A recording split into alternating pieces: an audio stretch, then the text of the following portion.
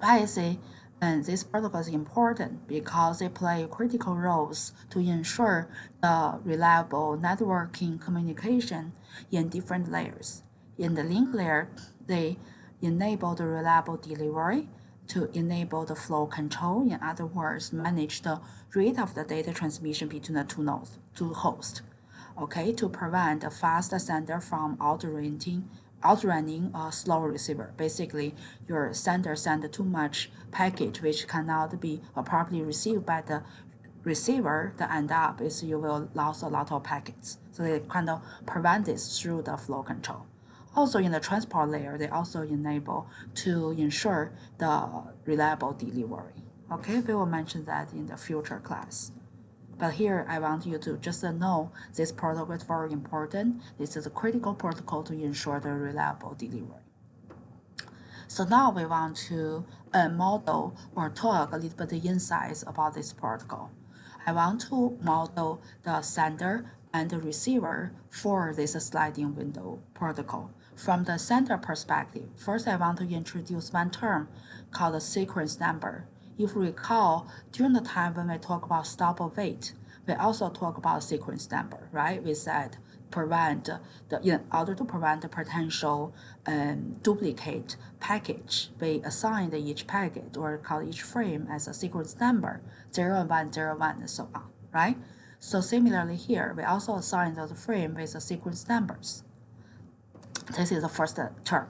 Another thing, we introduce another three term. First, called the sending window size, using SWS for short.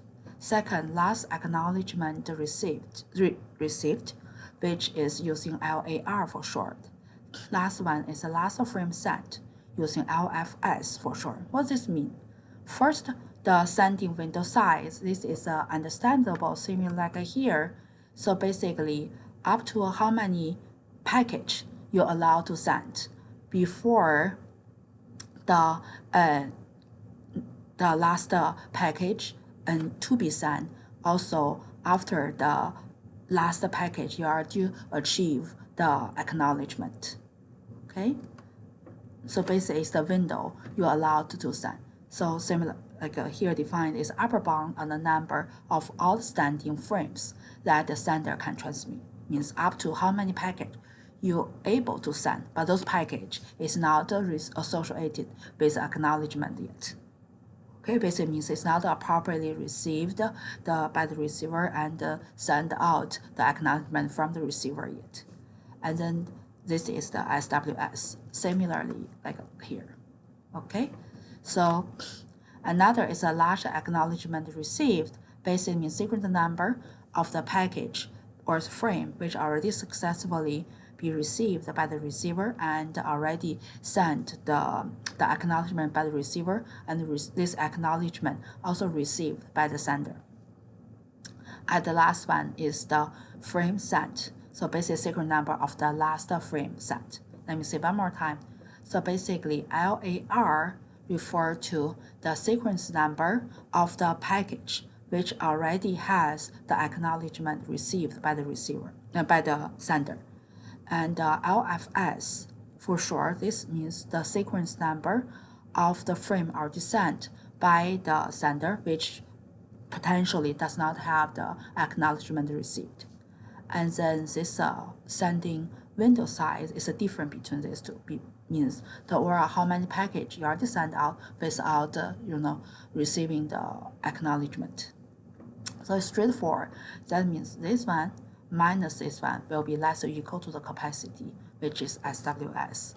You can see this diagram is more straightforward. So basically here is the sequence number of the package. You already have the acknowledgement received. This is the index, or we say the sequence number of the packet or frame you already sent, but without the acknowledgement yet. Between them are all the sequence number of the package which already sent, but does not have the acknowledgement received yet, or we call all the unacknowledgement packets, or we call the sequence number of all the outstanding package. Okay, so you can see it's straightforwardly this one minus this one should less or equal to the capacity, which is SWS, which is the standard window size. Okay. And then here, say basically window acknowledgement received. What we do is, you can see if it's a new package, for example, now this is the last package I sent, also has a acknowledgement. If currently the receiver receive another acknowledgement associated with the following package, for example, is associated with this package, basically what I do is this whole window will be slide to the right, right? Because now this LAR is updated from this index to this index. Okay, so that is why I say here, when the receiver receives a new acknowledgement, they will move this LAR to the right. In other words, equivalent to a slide this window to the right. Okay, so that means it's allowing the sender to transmit another frame, right? Because if it slide to the right, here will also originally this is the last package sent without an acknowledgement. Now this one will be the one sent with an acknowledgement. So means it's allowed to send more frame. So also it the sender also associated the timer with each frame is transmit, because you remember before we said this kind of mechanism is important two things, acknowledgement and timeout, right? In order to identify when the timeout occurs, we have to have a timer. So here basically they transmit they associated the timer with each frame, and if the timeout occurs, basically means timer expires, they need to retransmit this frame. Okay, so another thing is we said normally we require the sender has to be willing to buffer up to SWS frame.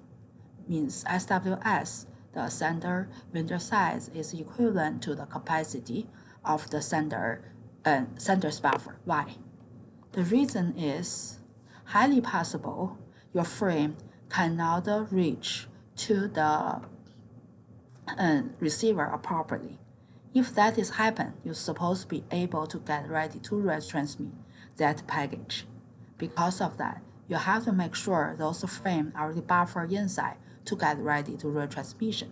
Therefore, generally speaking, we require the sender to have the capacity to buffer those frames to get ready for the retransmission. Okay, so here just one example to explain. So basically, you can see is if I assume the timeout is 1 RTT, so basically what I do is or let me see one more time. If you assume the SWS, the Windows sender window size is 3, so basically you can see I send 3 frames before I even receive the first ACK, and after the first ACK received, I will begin to shift this window and begin to transmit the next package, which is the package 4, right? So basically you shift this window allowed you to transmit another frame. Okay. Again, this sender is supposed to have the capacity of buffer larger or equal to 3. This enable it to retransmit package if it's necessary. So overall, until now, what we talk is 2 things. Like last class, we talked stop and wait. But the point is, in order to address the efficiency of the stop wait, we introduced the slide window, right? So the sliding window protocol, the main idea is you allow to transmit more than 1 frame before you receive 1 ACK. That is different from the stop and wait, right? And then until now, we talk about this from the standard side, how I model this sliding window. Okay, thank you.